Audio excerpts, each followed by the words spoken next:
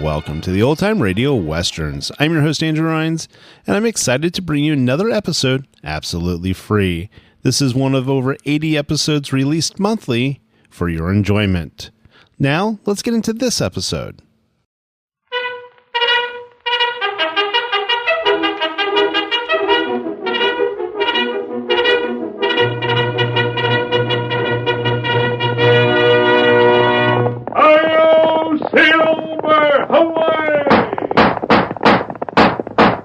Fiery horse with the speed of light, a cloud of dust, and the hearty Hi-Yo Silver, the Lone Ranger.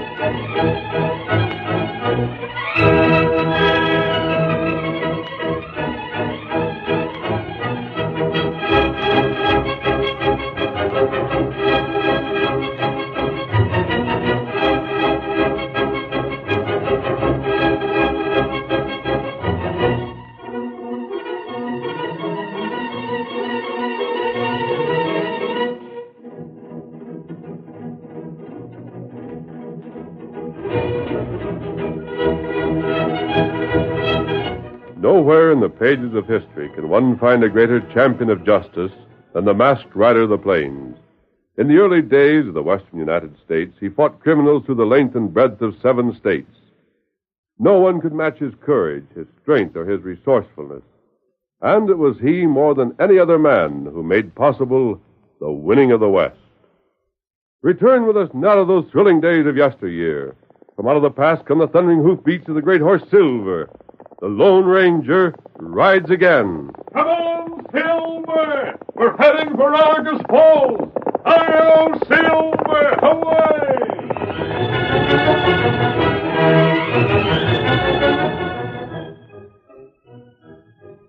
A small group of mourners, huddled beside an open grave in the cemetery beyond Argus Falls, listened to the solemn voice of the minister as he read the burial service. Who is coming in glorious majesty to judge the world? The earth and the sea shall give up their dead, and the corruptible bodies of those who sleep in him shall be changed, and made like unto his own glorious body, according to the mighty workings whereby he is able to subdue all things to himself. Matt. Oh, Matt. Mother, don't. You shouldn't have died, Helen. You shouldn't ever have died. Mother, please. Just try to think it was for the best. Don't cry, Ma. Please don't cry. Daddy. Yeah? I want you to remember something. I want you to remember it always. Huh? Bob did this. Don't ever forget, Daddy. Don't ever forget or forgive.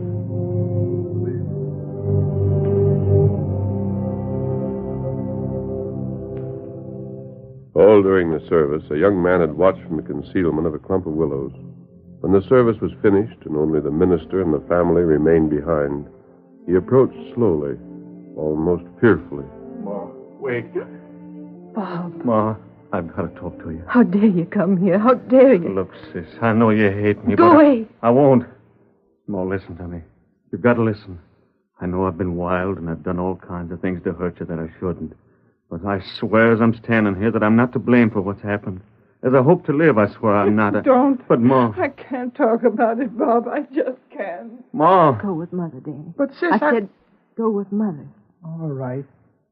Bob. Listen, Helen. No. You'll listen. We don't want to hear anything you have to say. We're tired, sick and tired of your lies and your excuses. You're rotten all the way through. You've broken Mother's heart.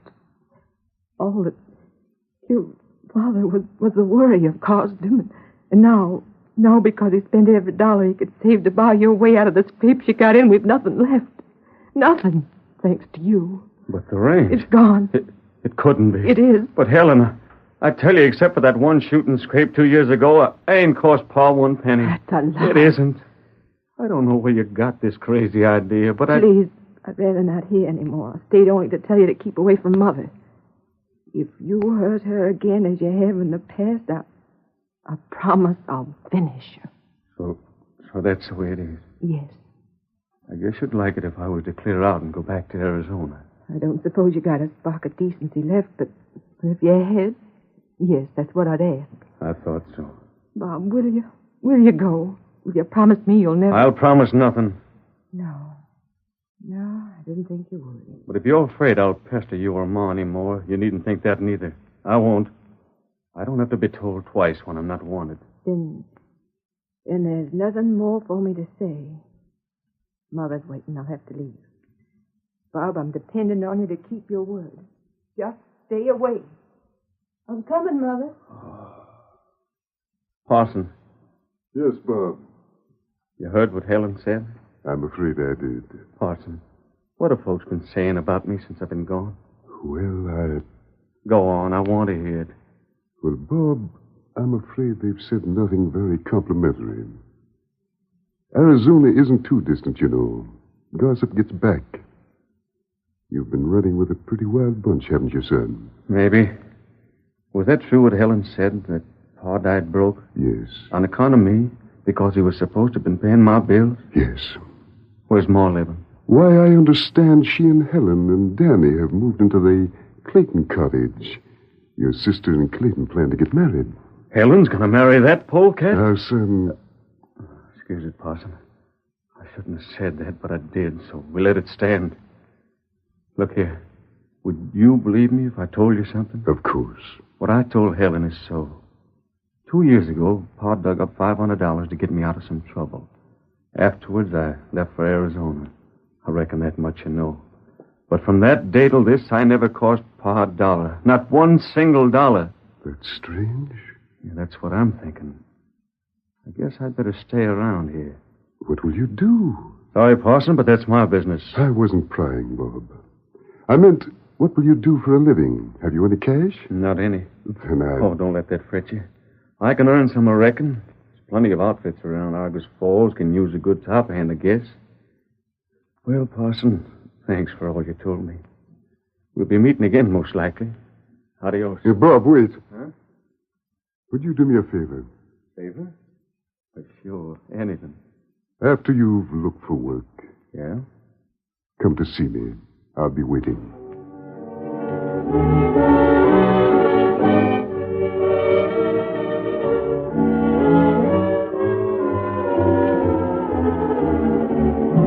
Young Bob Willis looked for a job in the vicinity of Argus Falls.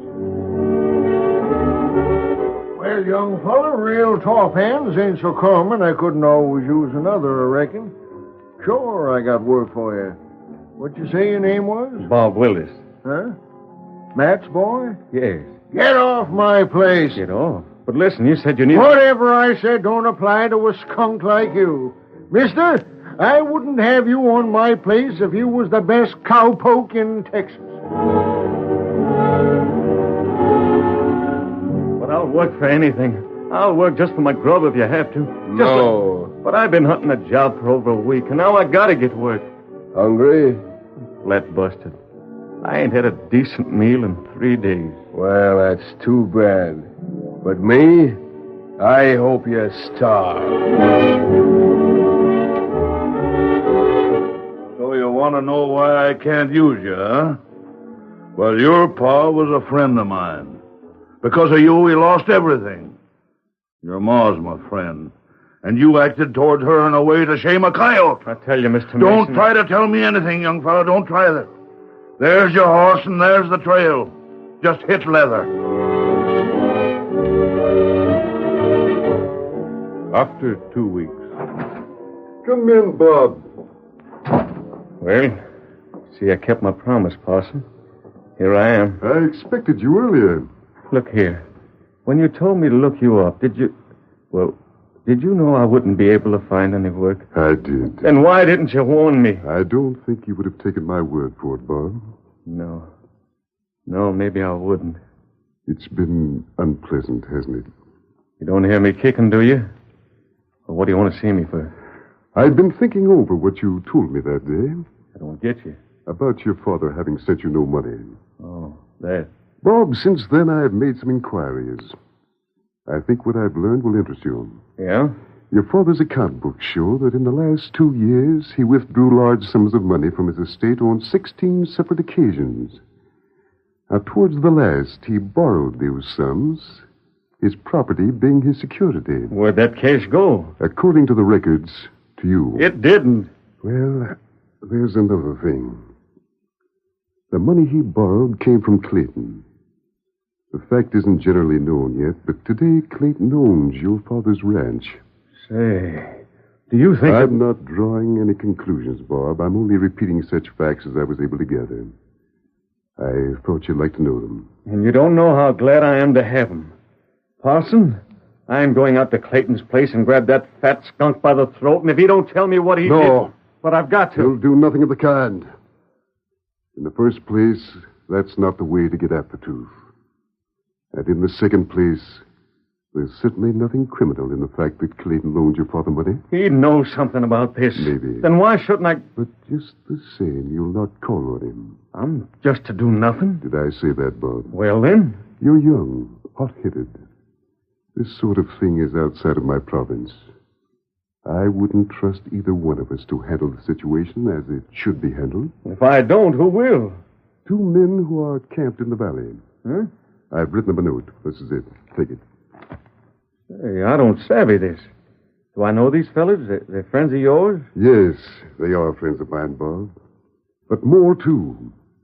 They're friends of everyone who wants justice. Lawman? No. One's an Indian. Huh? And the other's the Lone Ranger.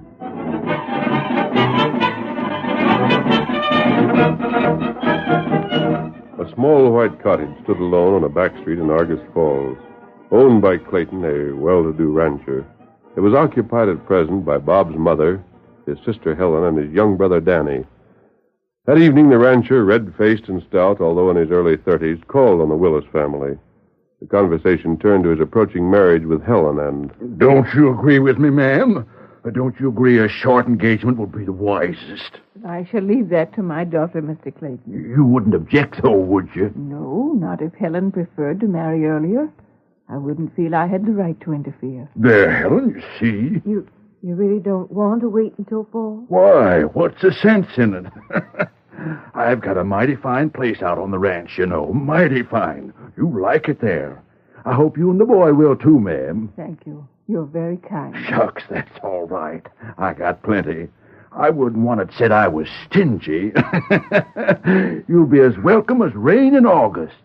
Now, how's for having the wedding in about 2 weeks? You wish it. Fine. We'll consider it settled. I'll arrange things with the parson. Well, it ain't so far from my bedtime. I better be getting along. I'll go to the door with you. When will we see you again, Mr. Clayton? Here now. Ain't that kind of formal for engaged folks? Can't you never learn to say just Clayt like the others? I'm sorry. Clayt. I'll try to remember. That's a good girl. Well, good night, all. Good night, sir. Night, honey. Good night.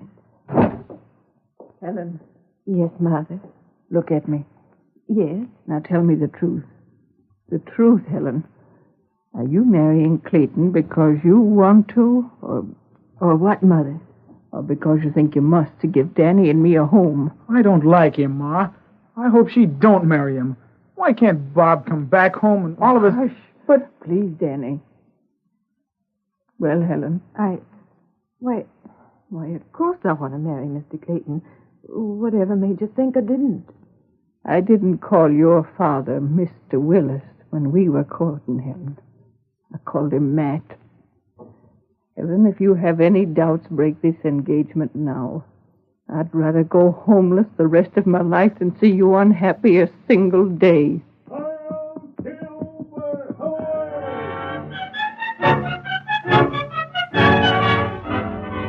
The curtain falls on the first act of our Lone Ranger drama. Before the next exciting scenes, please permit us to pause for just a few moments.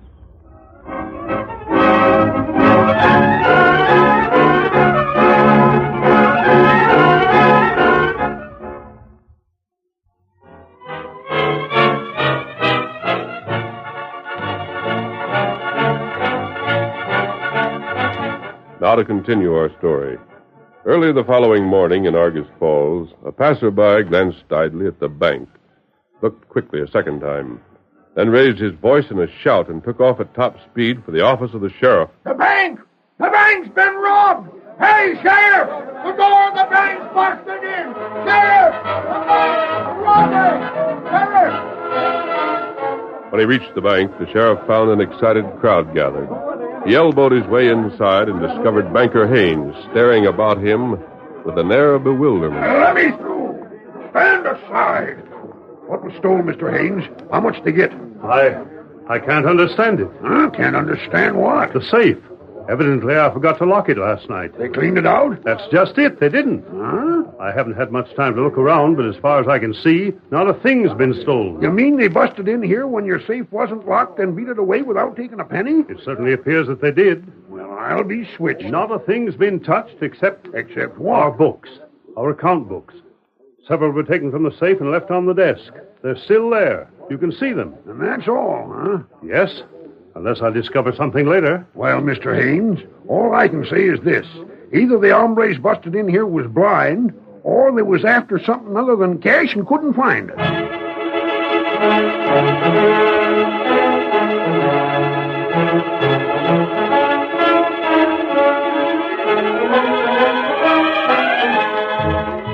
If the sheriff had been able to overhear the conversation at the Lone Ranger's camp, he would have revised his opinion.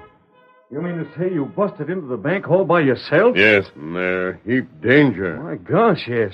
Why didn't you tell us what you had in mind? We could have gone along. As a matter of fact, it hadn't occurred to me when I left here last night. And what made you do it, and why? I got to thinking about those payments your father made, and about the fact that when he borrowed money, he didn't borrow it from the bank, but from Clayton. Yeah? I decided we could use some more facts, and I found them. What do you mean? I went through the bank's records. I looked up the record of your father's old account. And then what? And then I compared it with Clayton's. You figured too fast for me, friend. I don't see what you was after. Bob, you told me your father withdrew large amounts of money on 16 occasions in the past 2 years. Wasn't that so? Your information was correct. Then what was Now listen to this.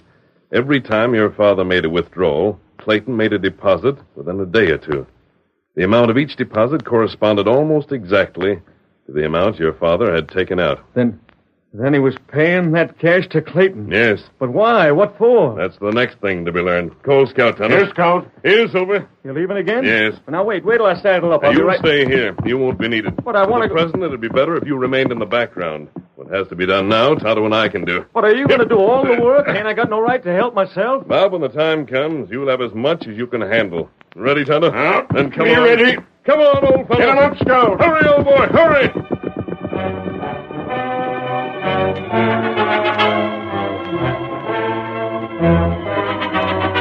The masked man and Tonto brought their great stallions to a halt a short distance from Clayton's ranch house. What do now? Tonto, Bob's father didn't give Clayton all that money without a reason. Not right. And he had a reason for concealing the fact that he was paying Clayton. It could have been blackmail in some form or another. Nothing less would have induced Matt to strip himself and his family of everything they owned. But blackmail can't exist without evidence to back up the blackmailer's charge. Clayton must have held something over Matt's head that he could make public in case Matt refused his demands. Not right. And there's Clayton's place ahead of us. That evidence is still in existence. There's where it's kept. And it's up to us to find it. Head for that grove, Kimasabi. It'll give us cover for the horses. Get him up, Scout. Come on, Silver.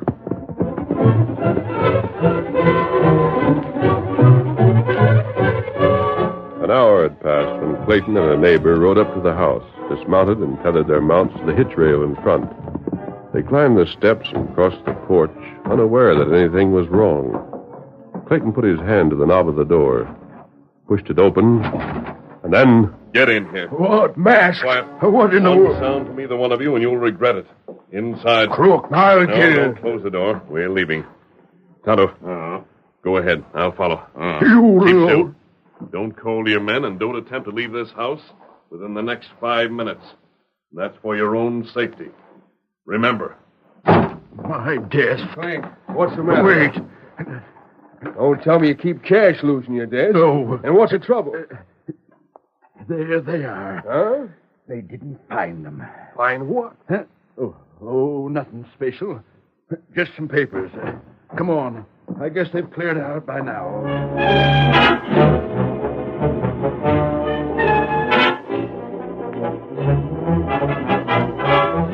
The masked man and Tonto, racing across country, stopped at their camp, but did not dismount. Steady, Silver, steady.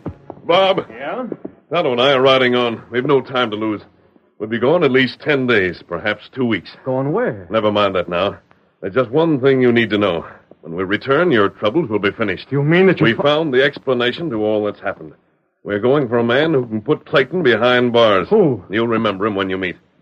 Bob, this morning you complained you had too little to do. So far, I ain't done a thing. And here's something you can do. What's that? We'll make all speed possible. But if we're not back before your sister's wedding, delay it. Huh? No matter what measures you'll have to take, don't permit your sister to marry Clayton. Friend, it's a promise. Good. Let's go, Tonto. Get him up, Scout. Come on, Silver. Come on.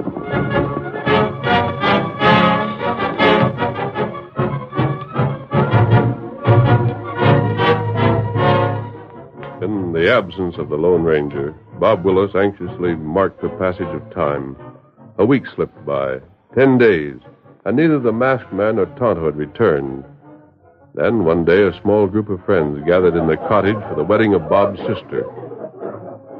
Clayton, scrubbed and polished for the occasion, was loud, self-confident, and clearly pleased with himself.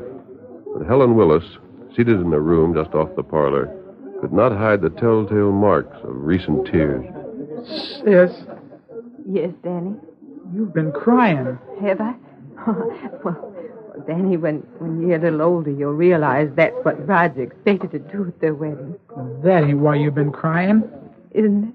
You know it ain't. I don't know anything of the kind. Danny, look here. What's got into you? Aw, you don't like that fat old galoot any more than I do. Danny. Well, you don't. Stop it. Oh, This isn't like you, Danny. Mr. Clayton's been very good to us.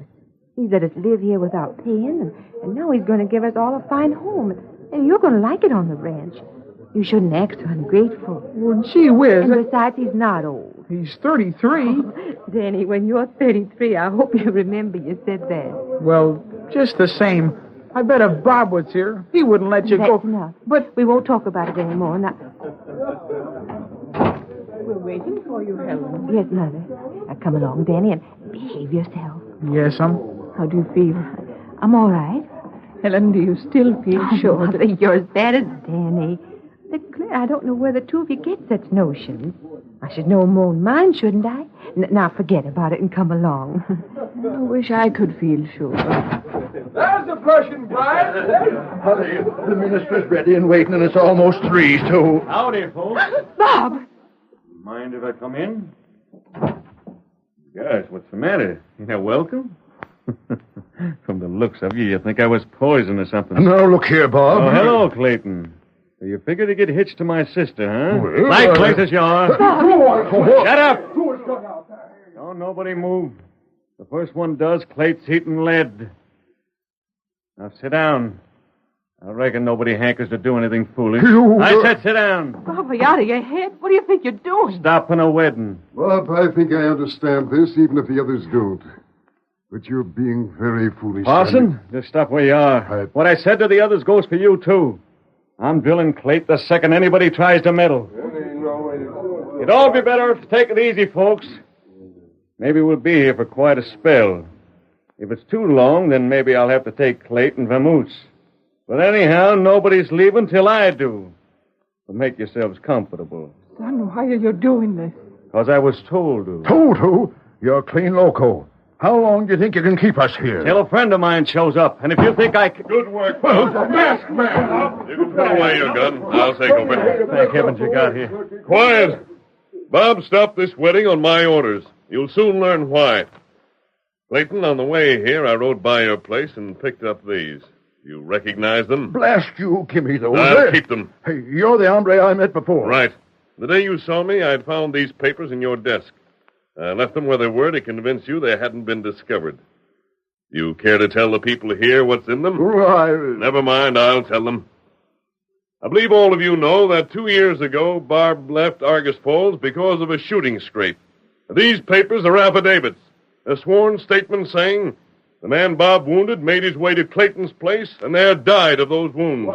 He didn't die. I never killed him. You're even worse than I thought. You're a murderer. No, The masked man's forced the issue. I tried to keep the truth from you and your ma, Helen, but now I guess nothing can be done.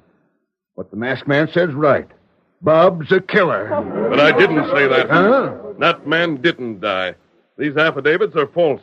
They were sworn to by men in your employ. You're lying. Jessup died. He was died. paid by you to disappear. You're crazy. I'll prove it. When I found these affidavits, I found a letter written to you and signed by Jessup, dated after the time of his supposed death. No. His address was in that letter, I tell and you I that- brought him with me. Tonto, Here, fella. Jessup. Jessup's already seen the sheriff, Clayton, and he's been promised leniency in exchange for the truth. You dirty double-crosser. Clayton, how could I help it? The masked man made me come here. But how... why Mrs. did- Willis, Clayton blackmailed your husband. He convinced Matt that he could send Bob to the gallows. Your husband paid for Clayton's silence, paid everything he possessed, because he realized that wild as Bob had been, the disgrace would have killed you if Bob had been arrested and hanged. Matt never paid me 1 penny. Matt left records stating that the money was for Bob. It was to save Bob's life, but it went to you. Prove it. The sheriff's getting the proof at this moment. He's comparing your bank account with Matt's, as I did 2 weeks ago. Then it was you who broke into the bank. Yes. Watch out for Clayton. He's going to make a break. Oh, look out there. I got it. Hold the skunk for the sheriff. I'll turn him over to the law myself. Sure thing, Bob.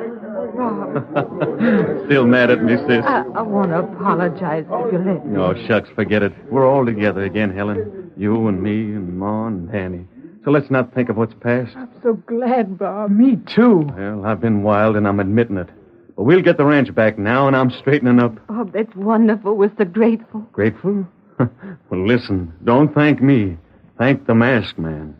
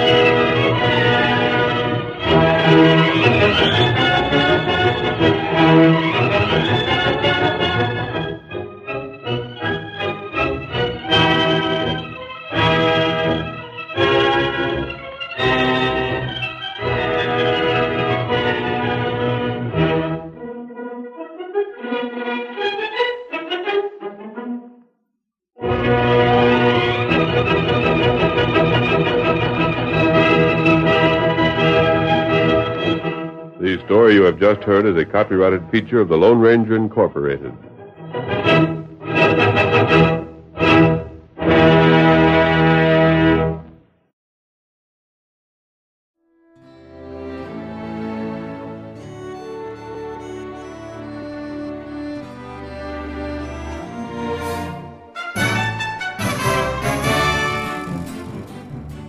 This has been a presentation of OTRWesterns.com, and we hope you enjoyed. Please take some time to like and rate this episode within your favorite podcast application. Follow us on Facebook by going to OTRWesterns.com/Facebook, and subscribe to our YouTube channel by going to OTRWesterns.com/YouTube. Become one of our ranch hands and unlock some exclusive content. We want to thank the following ranch hand, Steve, who joined us recently. You too can join by going to OTRWesterns.com/donate. Send us an email, podcast@OTRWesterns.com, and you can call and leave us a voicemail, 707-986-8739. This episode is copyright under the attribution non-commercial share-alike copyright. For more information, go to OTRWesterns.com/copyright. Have a great day, and thanks for listening.